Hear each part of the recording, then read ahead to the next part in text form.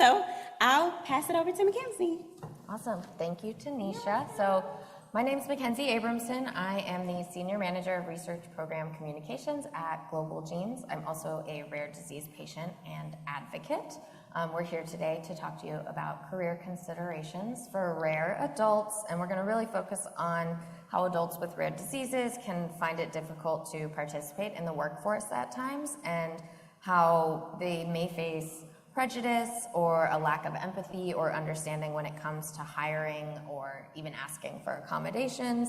And our panel is really hoping to offer you guys advice. So if you have specific questions, like Tanisha said, please put them in the app chat, I think, so that we can be sure to answer anything you guys want to know. I am so honored to have Dakota and Kendra and Lori here with me. So can you guys tell the audience a little bit about yourselves, just who you are, what you're here to advocate for, and what organization you're with? Sure. Hey everyone, my name is Dakota Vance, and I am on the global patient advocacy team at BioCryst Pharmaceuticals, and I also run a group for young adults with cancer in Philadelphia, which is where I'm based. And as you might gather, one of the things that's propelled me into this work is that I'm a rare disease patient myself. I have a rare hereditary cancer syndrome called familial adenomatous polyposis, FAP for short. Awesome. Thanks, Dakota. I'm Kendra Gottsleben, and I am a marketing communications specialist at the University of South Dakota Sanford School of Medicine Center for Disabilities. And I have broad term mucopolysaccharidosis type 6. And it's very passionate, this topic, because, you know, I did struggle trying to find a job, and we all want to be successful humans, and having a job is part of that. Me? Okay. Hi, everyone. Is my mic on? Yep. Oh, it is. Yep. Okay. I'm a mom. I'm an English teacher. I have hereditary spastic paraplegia, and I am a patient advocate in the European Reference Network for rare neurological diseases, representing HSP. And not tomorrow. Sorry, not tomorrow. But actually, at the end of the session today, my movie will be shown. So hopefully you will all go to it. Yes, you definitely don't want to miss Lori's movie. I believe it's in City Beautiful DE, so at the end of the session, head that way to watch her screening. So let's dive right into it. Kendra, you know, you and I talked a lot about how right out of high school, it was really difficult to figure out what we wanted to do and talk about going to college, and even right after college, like, what do we do when we have health issues that really run our lives? And I want to know, how did you manage getting a career right out of college? So for me, part of my condition, I receive weekly infusions, and it's 5 hours long. And it's, you know, it's always going to happen unless we come up with something else. But so finding a job that was flexible with that was kind of my biggest concern. And so when I went about, I always thought about working in the hospital setting. I always thought that would be really fun, since I grew up in the hospital world because I was a patient. That felt comfortable to me. And one of the things that I'm very open with, obviously, because I'm very visible that I have something, I would put in my emails or whatever, transcribe, I'd be like, I have a disability, I use a wheelchair. And one of the times, or several of the times, I would get, oh, well, that's probably not going to work the best because you have a wheelchair.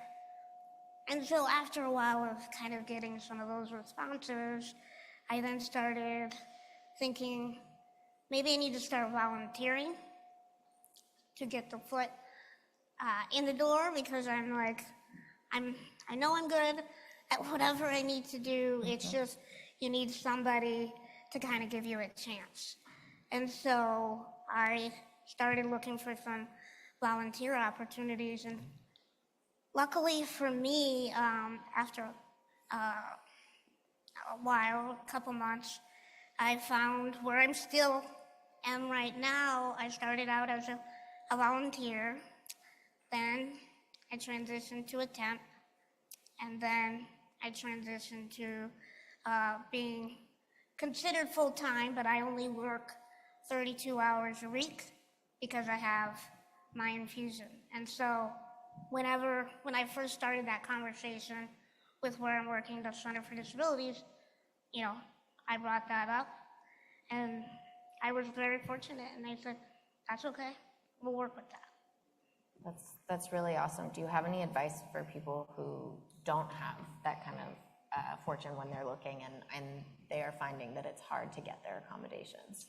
I think what's challenging is nowadays it's kind of hard for a lot of people to get jobs, but if you can find someone in the system that you're applying to who knows you and can kind of advocate for you professionally, saying, I really think this person, let's bring her in, let's bring this person in to interview, let's give them a chance. I think that's the key, because I mean, how many times have we always heard to, like, it's kind of who you know to get in, but I think that's the biggest asset, is trying to network and build your network into helping you kind of find those opportunities and being your ally.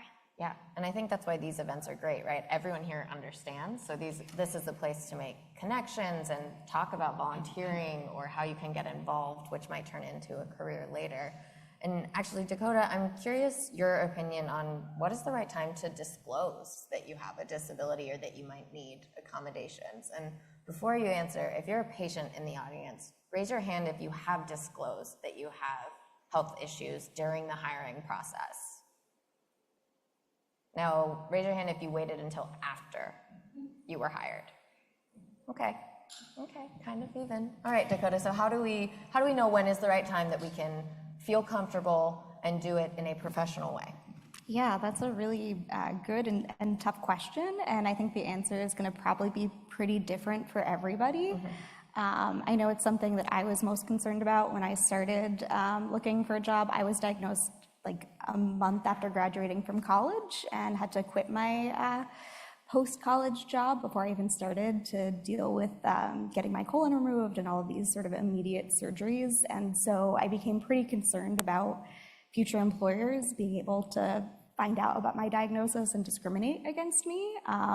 And so it was something that I kept in mind as I started sort of dipping my toes into advocacy work and started sharing about my experience, because that was also something that I wanted to do.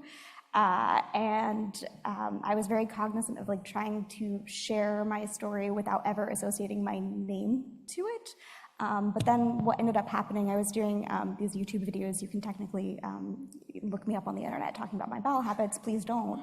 But my uncle somehow found out about them, and then he went on and said, like, commented, like, great job, Dakota. And I was like, well, the cat's out of the bag, like, you know. So, but actually, even though I was really, you know, not happy about it at the time, I think it ended up leading to this sort of liberating experience where now, if you Google me, I mean, within seconds, you're going to find my whole medical history.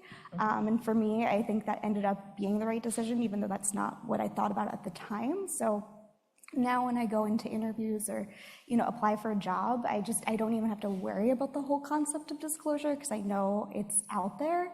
I recognize I'm in a unique situation where, you know, working in professional patient advocacy at a pharmaceutical company, my patient experience, I think, actually helps me do my job better. So I not only choose to disclose in my resume as well as in interviews, but I actually share specific patient experiences that really inform my work. But I recognize that's not everyone's situation. So I think, you know, it's really going to be a personal decision. But I would encourage you to make that decision before you start the job search process, so that you have a very clear idea of how you want to approach this as you start, you know, start the whole process. And, you know, keep in mind that you are, generally speaking, not required to disclose your diagnosis in the hiring process, and HR, you know, shouldn't really be asking those kinds of questions. But I think the question that you need to ask yourself to try and make that decision is whether or not disclosing is going to benefit you. In my case, I think it did. And, in some cases it may not, but like if you are trying to look for accommodations in order to be successful in your job, then you might find that you do want to disclose. And maybe you don't know if you're going to need accommodations, so perhaps you decide not to disclose right away, but perhaps you wait until you get started and then you start getting a sense of like, maybe I might actually need, some reasonable accommodations to be able to do this job. And keep in mind, you also don't have to disclose your actual diagnosis. You could say something like, I've got a condition that requires me to use the bathroom a lot more, so, would it be possible for me to have an office space near the restrooms? It can be as simple as that, but again, really, really personal, tough decision to make, but it's important to really consider it before going in. I think it's interesting because you said that, for you, it was kind of like liberating, and this experience, I also am in the same situation where, as a patient advocate working at Global Genes, this is what I do. And so for me, I do feel like, expressing my story and sharing it has helped me find a job.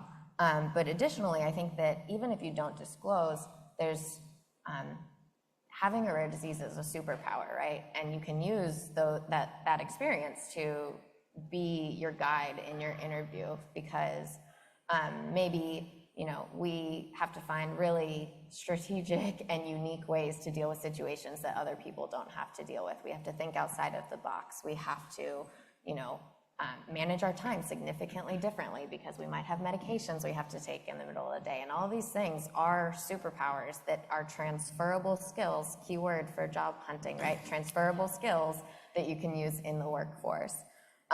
So I was just going to add to that, is it just like what she's saying is, because of our experiences, we look at things totally different. And so if your business or if the company you're working for is doing an event or doing something, you are part of a different space, and so you can be that asset that helps them, hey, did you think about this or did you think about that you might not even know that you can offer that. But there's a lot of things because of our rare disease disability experience that you can offer to anywhere you're applying. And so Lori and Kendra, I'm curious, what about for people who do have visible disabilities or visible accommodations that are needed? How do you handle that? Because that choice is kind of taken away from you in terms of voluntary disclosure. Sort of. I mean, right? I'm in a wheelchair right now, but I was not in a wheelchair when I first got my job because I have a hereditary spastic paraplegia, and it's progressive. So when I first started out, I was just tripping. So and not all the time. So they didn't really know. And actually, so I'm an English teacher, and the first job they offered me was as a phys ed teacher. Good thing I didn't take it, because that would not have been good. But now they do see it. But I understand what you're saying. Like what if someone is hearing impaired or vision impaired or has been in a wheelchair their whole life, and that decision has been taken away and they don't get to make it on their own? What do you guys recommend? Like, how do they approach it with new interviews? For me, I take the approach that I take in any situation. It's like, this is who I am. This is what I've got to deal with. You take me or you leave me. Because I can't I can't do anything about my wheelchair, and nor should you have to. No, and part of it too is I've looked at it as, do I want to work? Would I want to work for an organization or a business or whatever that doesn't accept me for who I am? Right. Or will help me with the things that I need. So I'm not going to be passionate about an organization or a business or wherever I'm going to every day if they don't want to help me or do the things that make me successful for them. That's something. Yeah, that's something to consider too. Definitely. And Lori, so with HSP, you said it's progressive. So as things have progressed over time, how have you gone about identifying the accommodations you need or might need soon, and then asking for them, because if your employer is expecting one thing, like, okay, she has this experience, this is what she needs, and then all of a sudden it changes, how do you approach that? Well, actually, so 2 years ago, I started using a wheelchair maybe 6 months ago, but 2 years ago, I was using hiking sticks. Excuse me. And they had I live in Austria. Sorry, I'm not going to cry. I live in Austria, and what they did, like, the teachers go to the classrooms. The students stay. The students have their own classrooms, and the teachers go to them. Whereas I think in the States it's the opposite. So what they did is my administrator just put me in one classroom. The students would come to me. So that was the first thing. Amazing. It's so good that they did that. That's actually a really interesting method, and something maybe we should consider here in the US too. So Dakota, we talked a little bit about transferable skills. How do you translate your rare disease and lived experience to be in that patient advocacy space in your role at a pharma company, and how can people do it also outside of pharmaceutical companies? Yeah, this is a topic I'm super passionate about. So, I mean, I think as sort of was mentioned, when you get diagnosed with a rare disease, or you have someone in your family who's diagnosed, you have all of these experiences, some of which you would rather not have. And I think there's a tendency to want to try and figure out how to use that experience and make sure that it's not all for naught. And so, yeah, I think there are a lot of different ways and avenues to try and figure out how to do that, including beyond, I think, some of the traditional ways, which is sometimes going into, starting a nonprofit for your rare disease, or going into medicine. And events like Global Genes are a really great opportunity to try and figure out what some of those paths look like. And in fact, it was at a Global Genes event several years ago that I found out that professional patient advocacy could be a job title, and that this field that I work in now exists. And I remember sort of sitting there learning about this from who eventually became a colleague of mine, and saying, wow, I don't know how I'm going to do it, but that's the job for me. I'm going to get it. And I got lucky that I did. But it wasn't really a very linear path. And that was interesting for me. I was originally planning to go to medical school at the time of my diagnosis. And so that's a very stepwise, you do this, you do that, you take an exam, and then all of a sudden you're a doctor. And here I was all of a sudden in this world of chaos of I don't know if I want to grow up to be like these people that are around me now. And so, I did have some really, really random jobs that I think if you look at what I do now, you would think are pretty seemingly unrelated. I worked at a divorce and mediation law firm. And I did event planning, which, you would think is how did that work out? But actually how I got that job was because of my patient experience. I ended up running and creating Philadelphia's first young adult cancer conference. And so as it turned out, this diverse firm, they were trying to create their first ever conference. They were looking for someone with event planning experience. So my patient experience sort of somehow led me there. And then in turn, you wouldn't believe it, but I do actually use those skills from that divorce job, all the time, not actual divorcing people or anything, but a lot of the outreach and the marketing and communication that does come into play in my day job now. So I'm a huge fan. I don't know if it's the liberal arts side in me or not, but I just think that everything you do, every job you have, there's some value that you can get from it, and there's something that you can take and translate into whatever it is you're doing. So I really encourage everyone in the room to really think about every role they've had, the value they got, and start using that to tell your story. And then whatever job, when you do get that job, how is this experience, what are you learning that's contributing to your story that you're going to tell the next time? And then you can sort of overlay your patient experience on top of that. So I could tell you my career history also in the context of my diagnosis and my disease experience. And the other crazy thing is you just never know what it's going to be that's going to launch your career. For me, remember that YouTube channel? I was really reluctant to do it, did not want to do this, but felt that it needed to be done because the acronym for my disease is also associated with an urban slang word for male masturbation. So when you looked at my disease, like you would find some pretty unhelpful stuff, and I thought you needed to see like a friendly face, and like reluctantly decided to become that friendly face. But then what ended up happening, I can technically say I've been discovered on YouTube, is a health tech startup. They were creating an online community in my rare disease. That was their model disease for whatever reason. And they were looking for a patient.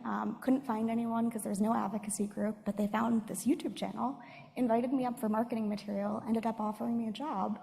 And then our clients were pharmaceutical companies and usually people in the patient advocacy function within these companies. And one of our clients happened to be hiring. I was lucky enough to get the job, and the rest is history. So like, you just never know what it is going to be. And sometimes truly like sharing your patient experience can end up being the catalyst for your whole like career. So again, I really encourage you to just, again, think about your story, think about those skills that Kendra and everyone was mentioning from your patient experience, and just start sharing it. Well, fun fact, for those that don't know, a couple years ago, it was my first in-person Global Genes event, and Dakota was my moderator, and we were on a Be Your Own Advocate, or How to Be Your Own Advocate panel, and I think that kind of catapulted me into like, oh, this is what I want to do full time. I want to go do this for other people, and I want to be at this kind of organization. And so, yeah, Dakota and I have been up here a few times now together. I'm just going to cry a little bit over here. Yeah. But you know, I'm curious, Kendra. So, and anyone on the panel, but Kendra, let's start with you. How do you approach it when you do have, like, you've already disclosed you're in a work situation and something new happens, right? Again, you get worse, your condition progresses, or you have an injury and maybe you don't have a lot of disability help, or long-term disability or short-term disability, etc. How do you approach it with your employer? I mean, I am very fortunate that I do now, currently. I haven't always had.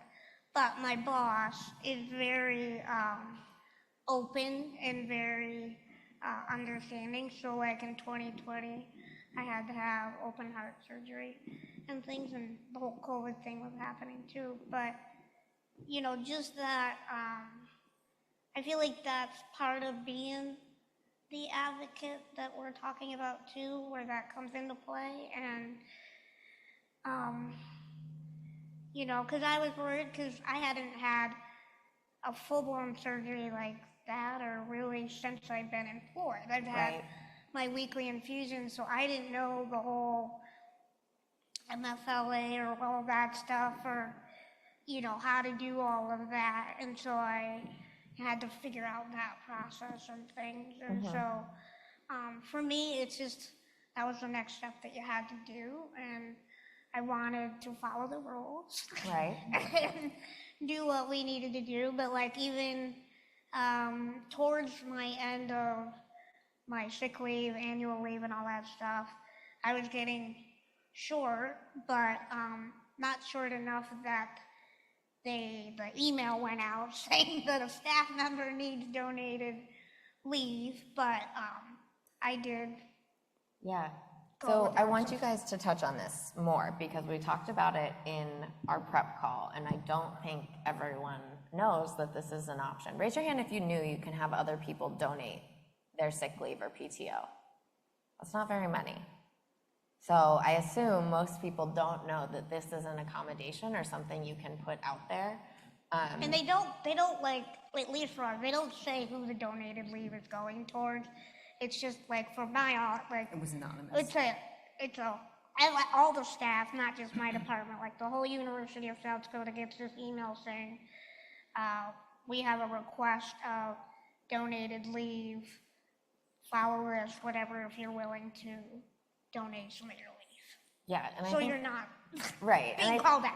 I think that's really important because, I mean, again, most people, unless you do have a visible disability, right, most people don't know what someone else is going through. So what a great way to like keep it anonymous, but still help someone that might really need it when something is going on. And you've also had people donate PTO to you, right? I haven't, but I've heard of other patients in my work. I've met other patients who've benefited from that.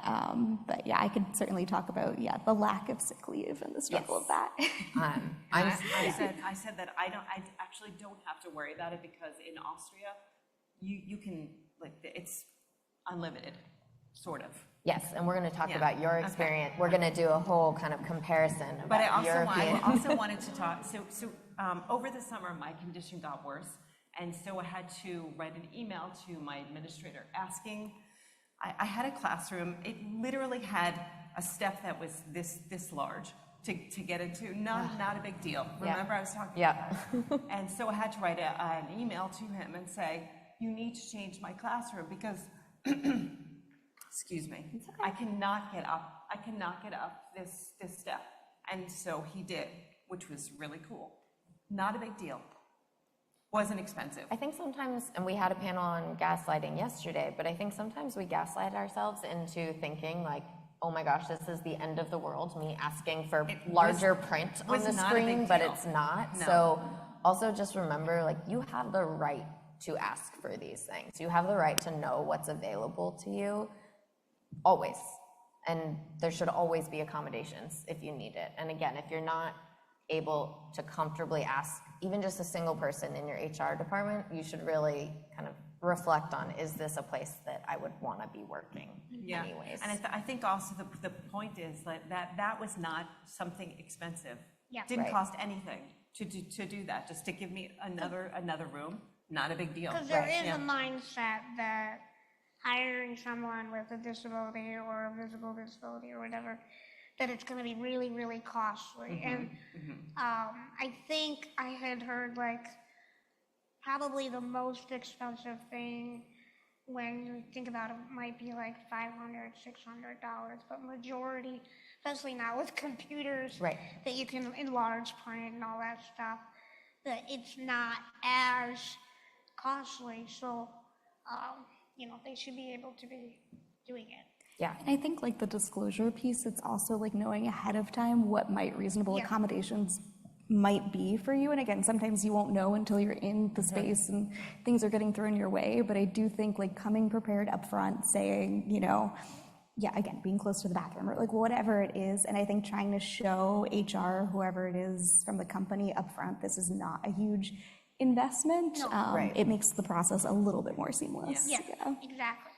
Yeah, so I definitely wanted to go back to what you were mentioning, Lori. We have, so the three of us on this side live in the US and Lori lives in Austria.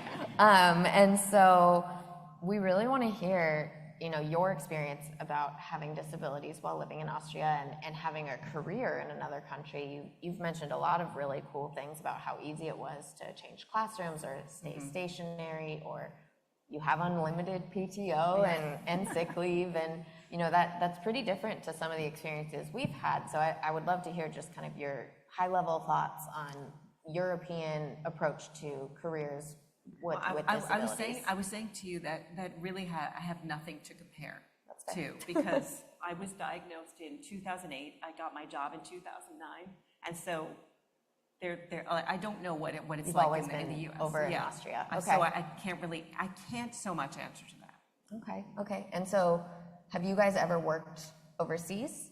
No, I have not. I have, but in an informal sort of capacity. And that was in Vietnam?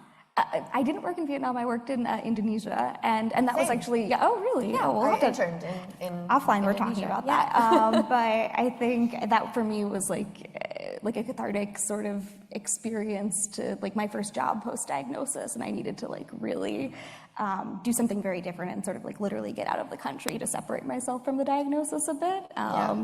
But I think, who were we talking to? I was talking to someone earlier about the benefits of a smaller employment situation, and so I was working directly for a family, and because of that, what made it really work was I was able to share some of my needs ahead of time directly to that family, as opposed to the whole HR network or anything like that. So it was for me it was a good transition, but didn't have. Okay. So I did in my master's program, I did my capstone over in Rwanda, and it was a really interesting experience because I didn't really tell anyone that I have all these illnesses. It was pretty recent after my diagnosis, and I was like, I don't really want to talk about it.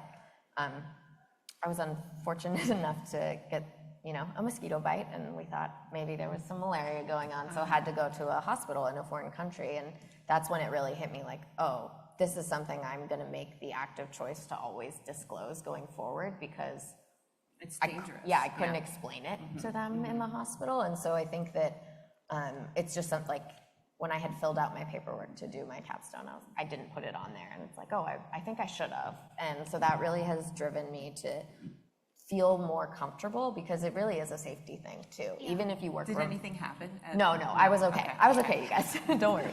But no, it was more of just like I couldn't communicate with them. No one spoke English, and then no one can say, myalgic encephalomyelitis or Ehlers-Danlos syndrome. Like, that was just not going to happen. You can't say that when you're here, so. Yeah, so. I think that's a big key, and that goes back to disclosure. Yes. Where, let's say someone, it's not, but like with some disabilities like autism, or, if your disability or rare disease affects crowds, or, some of those things that, and if you haven't disclosed that, with maybe close coworkers or your boss, if you just suddenly are having a situation and you're like, I need to leave because I'm having a panic attack, but they don't know you have this, then it becomes a bigger deal, and then you have to start explaining. And so that's part of when thinking about disclosing, is exactly is something going to happen where I'm going to need someone to tell someone why she has fainted, or why they just got up out of a meeting and left when it's a serious meeting or something. And so some of those things are things to consider. Well, yeah, some of my colleagues and I were talking last night, and I didn't even, think twice about it, but I carry an EpiPen. I have some allergic reactions, and I've never told my boss. And I was like, oh, we're in person. I should probably tell my boss that my EpiPen is right here in my purse. And so if you need it. Yeah, so if you need it and I have an allergic reaction, it's here. And I just hadn't thought about it. And sometimes, because we live with these illnesses and issues every day, we also forget. Yeah. We forget that these are things we should regularly be talking about when it could impact what happens to us, right? Mackenzie is not my boss, but I did have to tell her. Also, that I needed to be near this part of the stage, because with HSP you have to urinate very, very frequently, and so I was like, what if I have to go while we're up here? So I did disclose that to you, because and these are open conversations we have, and we also all understand that, and I know it's very different in an employment situation. Why I was just leaving. Yeah, exactly. But that's a key thing, is when you're in a professional setting, hey, I feel more comfortable over here. Yeah. And that is something, wherever you are, that is feeling comfortable with your needs, and that's what needs to be done. Yeah, that's exactly right. So I want to ask our audience a question. Raise your hand if you have ever felt burnout because of work. Almost everybody in the room. Now raise your hand if you have ever felt burnout because of your health. I mean, I feel burnout frequently with my health, right? There's days where I look at my mom and I'm like, I just don't want to do it anymore. I just want to be healthy for 24 hours. And I think that's really hard. So I want to ask all three of you, maybe we'll start with you, Dakota. How do you handle burnout, both in your health, personally, and in your professional space? Because when you get burnout for both, then it's like, what do I do? Yeah, I mean, I think, there's the piece of sometimes I have low iron frequently. I mean, I'm just I don't remember what it's like to wake up and feel energized. That's just not something I know anymore. And so for me, a lot of times health-wise, yeah, like the energy level for work can be really challenging just on its own. And so I will say that's like something that I've tried to craft in my work life. That's why I work remotely. My whole career has been working remote. And so I've been able to, sometimes you start a little later, sometimes you take a nap during lunchtime. For me, that's been really instrumental, and I don't know if I'm going to be able to ever like work in an office physically 9 to 5, maybe, who knows. So I think trying to find a job that allows for some of that flexibility just for energy has been really helpful. But then there's the piece of like, for me, like sometimes I close my work laptop and it feels like, you know, I open my personal laptop and I start like the same work almost, because I do patient advocacy for my day job. And then I'm doing that between my young adult cancer work. And then of course, I mean, sometimes I'm fighting with insurance companies like, you know, myself for my personal health. And I think one of the things that I've tried to do is, you know, boundaries are so key. I don't research my disease very much, or I set like specific times quarterly where I'm allowed to do that. Sometimes I'll communicate to like my young adult cancer advocacy friends, like it's too much right now. I have too much going on in my day job with advocacy that I need to step back. So I think being clear in the communication of like what your needs are has been really key. And then something too to consider, especially if you're looking to sort of combine your patient experience into your day job. I don't work in my own disease. I remember thinking like, well, why wouldn't you hire someone in patient advocacy at a pharma company to work in their disease? You know, it makes perfect sense, but I think it would be too intense for me. And also, you know, my job is speaking, you know, to try and speak for a patient community.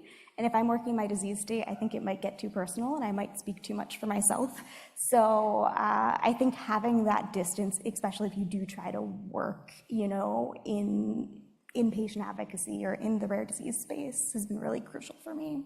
Yeah, also shameless plug for everyone should go to therapy. Like, it really helps when you're trying to figure out how to navigate your health and career and all of these different aspects, and everyone should do it. Lori, what about you? How do you handle burnout in your health and professional life? I think 2 things. One is meditation, like 2 times per day. And the other thing is that I live in Austria. My German is not fluent. And so I miss a lot of things that are going on in my school, like all the gossip. And that's very, very helpful. That's nice. So speak a different language is what you're And saying. also that I'm an English literature teacher, and I love it. So, yeah. Okay, awesome. What about you, Kendra? For me, one of the things I do, watching stupid TV shows. Yeah. On the couch. Yeah, funny videos. And doing literally nothing that makes your brain really have to work. Mm-hmm. But then another one that sometimes does add to a little bit of my work, but because a lot of my day job, where we work, we're very academia, and I love what we're doing, but it's just a different kind of work. That in 2021, I started a nonprofit called WIR by Design, and it's kind of another different outlet because the events that we do with WIR by Design, it's focused on families and individuals with disabilities and rare diseases, but our events try to create fun ways of teaching and learning about disabilities and rare diseases, and like our fundraiser is a fashion show. So I live in Sioux Falls, South Dakota, not really the fashion capital of anything, but it's definitely become an event that people really enjoy, and we have people with disabilities on the, and rare diseases on the runway. We have people with, our goal is trying to help with diversity, and so a lot of the things is when I'm able to give that to a community, that makes me happy and I feel successful. So when I'm able to give back in a way like that, it makes me work a different side of my brain in that aspect. And so that kind of helps with that. Yeah, it like fuels you. Yeah, that's it awesome. makes me want to continue to do it and help more individuals, especially just because obviously we're here in Kansas City, but we're all not as only just like they were saying, Kansas City is a flyover state, so is South Dakota, and so creating the Midwest. Yeah, a space. Yeah. It's just a space For for rare everyone. disease and Yeah. disability. Yep. That's amazing. So you guys, we are almost ready for questions from the audience, so be sure to put them in the app so Tanisha can ask. But before we do, I want all of the panelists to give your number one piece of advice that you want people to walk away with for career considerations when rare, or for caregivers who are parenting rare almost adults. I mean, I think for me, like a big reminder is just always being aware of your why. What is propelling you to either try to look for this work or do this work? You know, you're speaking of burnout or whatever, like in your toughest moments, whether you're searching for a job or you're in the thick of it, like if you go back to that, that is going to motivate you. I can, you know, if you ask me about my why, I'm happy to tell you. And I do go back to it regularly sometimes. And then again, in like, how do you weave that why into your story? I really feel like, you know, when you're looking for a job, when you have a rare disease, it's all about how you tell your story. Like something we didn't talk about is like resume gaps. And like for me, I like getting diagnosed right at the beginning of my early, you know, adult career life. I had a year-long resume gap, and I just thought like, that's it, like my career is over. Again, when you're 22, you tend to be pretty dramatic, and I was. Spoiler alert, my career was not over. And I think what it came down to for me, like if I could go back and tell myself anything as that 22-year-old, it's like, this is, yeah, like first of all, like it's your first job and you graduated in a tough economic time, and employers understand that it's hard to find that first job and it may not be the best job. And like, yeah, like there are ways to sort of get around this. So like I volunteered during that time, so it still looked like I was doing something during that year. And so it just sort of was like, how do I explain that gap? Exactly. Yeah. And it just, again, like trying to figure out your story and keeping your why in mind. I don't know, that's what's propelled me in my career. Yeah, I think owning it is a big thing, right? So I didn't actually start my undergrad until I was 25. You guys, it's never too late to go to school, really. And so, but it was a weird feeling. I thought, oh my gosh, I'm old. I wasn't, but I thought that. And yeah, well, but at school, when you're there with 18-year-olds right out of college, it feels old, right? And so dramatic me was like, I can't do anything, I'm never gonna get a job, all of these things, and that's just not the case. And so I found how to like own my story, own my power, and it really helped. So Kendra, what's your piece of advice for everyone? That's kind of what I'm kind of going to do, is that like start looking at what are your weaknesses and what are your strengths, because as an individual with an invisible or a visible disability, rare disease, that also helps with acceptance of who you are. And so for caregivers, I say, help your child start with that acceptance.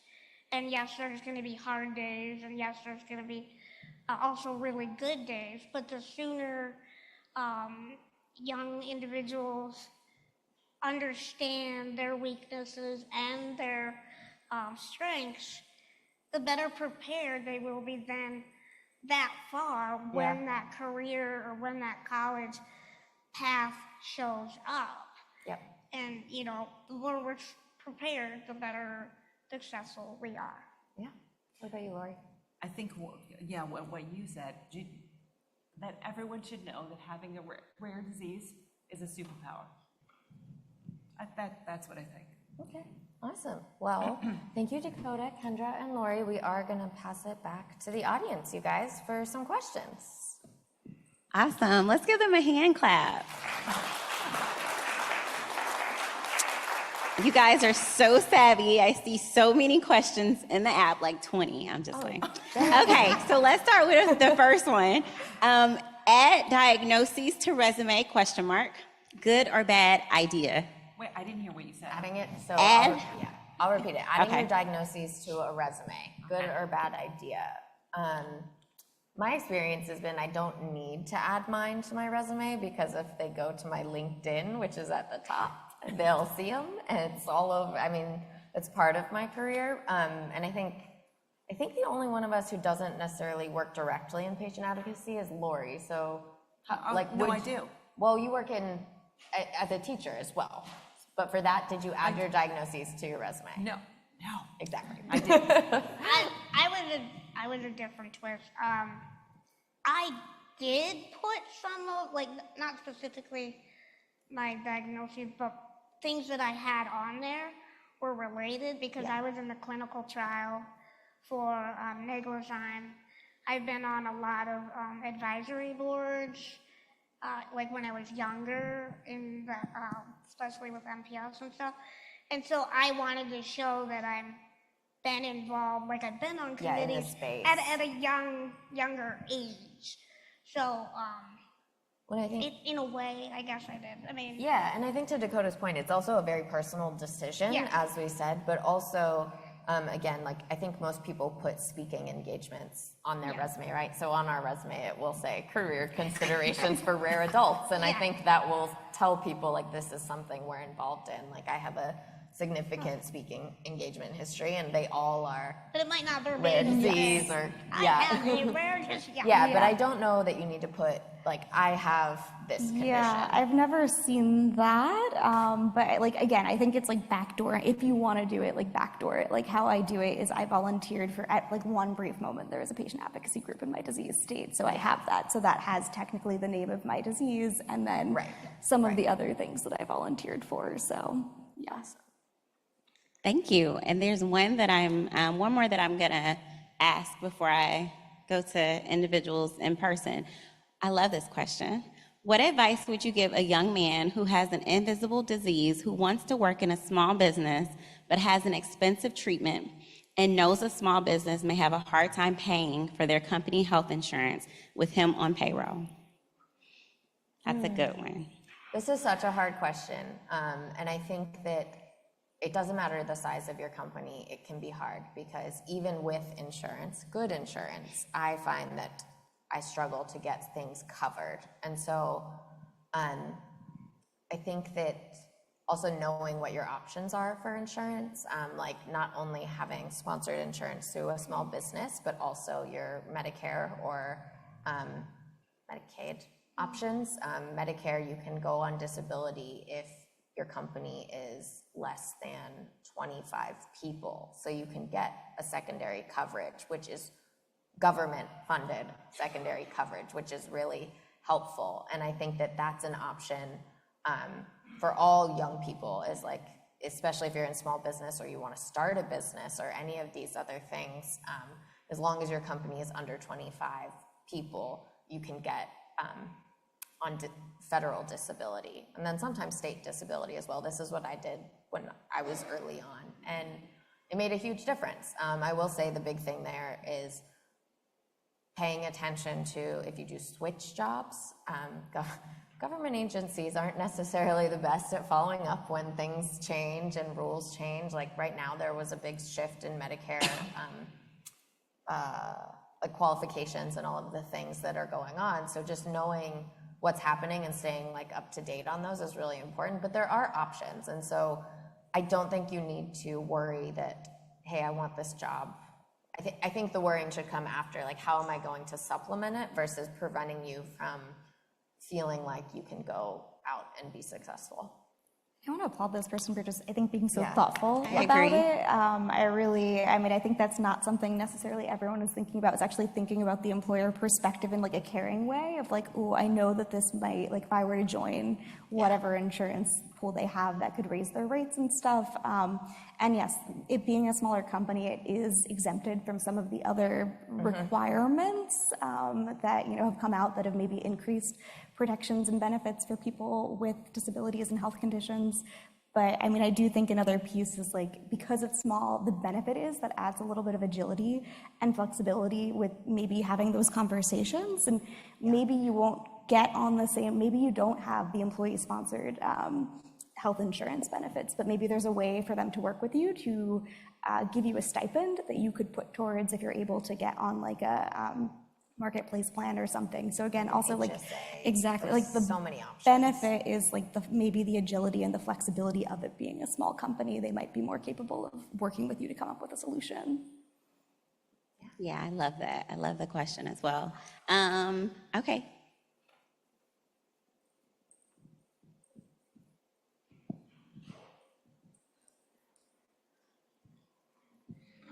Hi, thank you. My question is, do you have any advice for people who are pursuing university with like a disease or an invisible illness who may have struggled with disability services and getting accommodations? It is notoriously difficult to get the accommodations that you need, and that's one of the things that's kind of held me back from going to higher education. That's tough, because a lot of times, unfortunately, I mean, always the first place to start is the Office of Disabilities at your college or university, but a lot of times those offices are often just to protect from lawsuits. So like they're almost more designed to like deny and only give like the minimally necessary pieces. You know, it seems like you're well aware, unfortunately. The thing I usually advise people to do is work more specifically with professors. Again, that the disclosure piece comes up there, but sometimes, you know, if your Office of Disability is useless, sometimes the actual professors care and they're not, and they may not know themselves how to solve the problem, but if you can come with solutions directly to some of the professors or the department head, that may be one route. I think there's a couple options too. So my undergrad I did in person, and my office was useless. They were not helpful, and they said they wanted all this documentation, and so I got real sassy, and I brought them my medical binder, which is this big, and I said, here you go. And they said, okay, you can have this, and basically gave me the accommodations I needed, which was great, but also it should never have to come to that. And so the next semester, I basically transferred to like all online classes and only went for my labs in person, and that helped. Did they say they weren't going to give you any They just weren't really. They weren't? Yeah, and until I showed that I really Okay. needed Like these they things. didn't flat out say, oh, we're not accommodating. No, they said, just said, okay. we need documentation and okay. we need all of this stuff. Which and kind I of think, is saying, yeah. we're not going to. Right, unless it's real, Right, which also you should never have to prove that your illness is real. But basically they did, and I was like, fine, you want paper? Here you go. And so that's what I did. And then, yeah, I just started looking at online classes for the remainder of undergrad, and then I did my whole master's program online. And it worked really well for me. I didn't need very many accommodations from home because mine is, my illnesses are mostly like, I need to be sitting, or I need like my heating pad or an ice pack and all of these things, and it just made sense to work from home.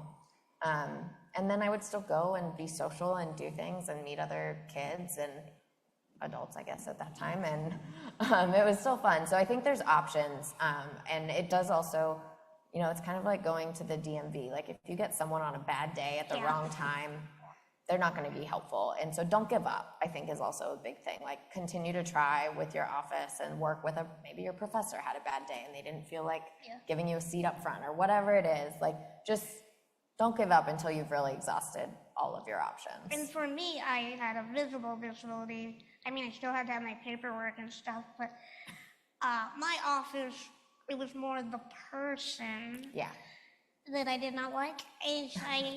But in return, what it ended up making maybe is I didn't want to deal with her. So that's really kind of where a lot of my advocacy kind of started with. I didn't want to deal with her. So each semester, I emailed the professor and said like, hi, I'm Kendra Gottsleben. I'm going to be in your class next semester. I'm short, I'm in a wheelchair. I mean, if you have, I'm open book. If you have questions, feel free. Like, I've always been a very open person, obviously, but it also made me start saying, this is what I have, this is what I need, and there were still, You bypassed her, you went into. I did, because I'm like, I'm not dealing with you, but, things just, it makes you resilient. Yeah. Okay. For those that have actually requested accommodations and get denied accommodations in the workplace, what and how should one base or go ahead to proceed overturning that denial of accommodations in the workplace, either legal or non-legal, without making a big scene. I myself previously was denied accommodations, just one simple accommodations, and was basically told by the accommodations team that they're denying, and then basically saying that that is your job title or job responsibility in the workplace of that function that you're working in. And management was basically saying we can't really do much about it because it's the final say. So, okay, so for those that didn't hear, the question is really like, what happens if you're denied accommodations through your accommodations or HR team or management? I think some of the things you can think about is, again, knowing your rights, knowing what is a reasonable accommodation, and there are groups out there, maybe we can find them and put them in the resource center. There are groups out there that help with this, like understanding what reasonable accommodations are. There are lawyers who do pro bono, like reviews of these kind of cases, and can really help you know, like, is this something I should fight or is it not? And I mean, quite frankly, I believe like if you this is the right route if you feel that like it is a reasonable accommodation, because that is something they're supposed to do. Everyone does have rights to reasonable accommodations, and there's such things, unfortunately, as wrongful terminations, and people say, oh, it's not because of your health, and sometimes it very clearly is. And so those are the situations where you really should be looking at talking to someone who does this professionally. I think there's also an opportunity to really just think about how you want to approach it with management as well. Like, well, okay, if this was part of my role before and now I can't do it, is there a way that we can talk about reconfiguring my JD so that I can do what you guys know I can do, but still have a healthy life? Anyone else? Okay. Okay, we have 2 questions. Hopefully we can make it through both of them. Hey, so I'm actually wondering if you have any experience around navigating government vocational rehabilitation services. So I'm actually working with the WIR services in my own state where I live. And I'm wondering if you have any experience in terms of navigating that and how those services may have helped you, like not just find a job, but also like keep a job. And if you have any insights on how someone like myself can better utilize those opportunities that I have. I might, because I was on disability at one point. And what's really cool about Medicare, one of the very few things that's cool about Medicare when you're on disability, is that when you are ready to come off of it, they have a return to work program. And this is a like 75% time. They check in with you regularly and really decide, like, can you do this? Do you still need accommodations? And they actually have people who will help advocate for you in returning to work and finding roles that are also right for what your abilities are. And then once you do land a job, even in that return to work, they monitor you for a period of 8 years to basically say, like, what happens if you become completely disabled, essentially fully loss of function and unable to work again. And so that's been really helpful for me, because it was right out of college, and I was like, I can work, I can do all the things. And then I was like, oh, just kidding, I cannot. So it was kind of a back and forth for a while before I was able to go back full time. And I think that those kind of vocational rehabs, those programs it's hard when they're government funded, but there's opportunities to really work with them in order to just ask for what you need, ask what the resources are. For me, I have my work insurance, and then my second insurance is Medicaid, and so that's always kind of been, once I got the job, I had that, and then I've always been on, I was on SSI, but then I got a pay raise, and then that was gonna boot me off. Right. But South Dakota does have, it's called the MOD program, and then it's not SSI anymore. Now it just allows me to have a few more dollars in my bank account. So I think, there's ways. Do we have time for one more question? Yeah, I think we can. Okay. We can squeeze it in. And it's not even really a question. It's just more of a perspective from having a rare disease and then applying for jobs and going through this process as an applicant and then working there for long enough that you find yourself in a hiring position. And so it's really easy, I think, for people like us to apply for work at a big company and think, oh my gosh, there's this huge thing that I'm up against. And in reality, you're going to be working for somebody. And the way that you conduct yourself in that interview is something that we pay a lot of attention to when we're applying. But when you're hiring people, you can be inclusive yourself in a way that you can say, I like working here because I have a disability and they've been able to accommodate me. Or opening up a conversation right then and there in a way to say, you shouldn't be afraid to work here because I do and I wouldn't if it sucked. So there's like a way to basically change the narrative a little bit if you find yourself in a position to hire other people. Yeah, absolutely. Pay it forward, right? All right. Well, thanks Dakota, Kendra, and Lori for chatting today.